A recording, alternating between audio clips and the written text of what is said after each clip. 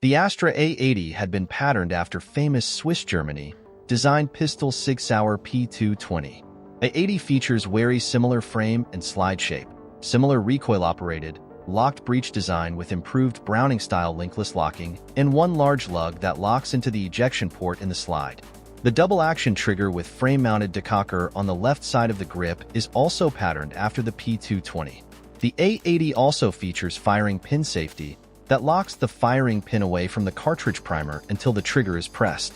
Another feature that is different from the SIG-Sauer P220 is that A-80 had double-stack, high-capacity magazines.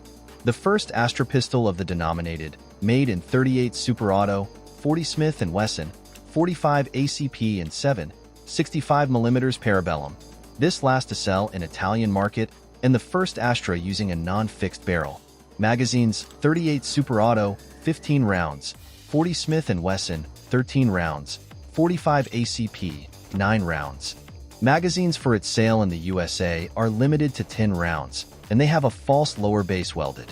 Based in SIG-Sauer P220 and produced to replace the Star Super A.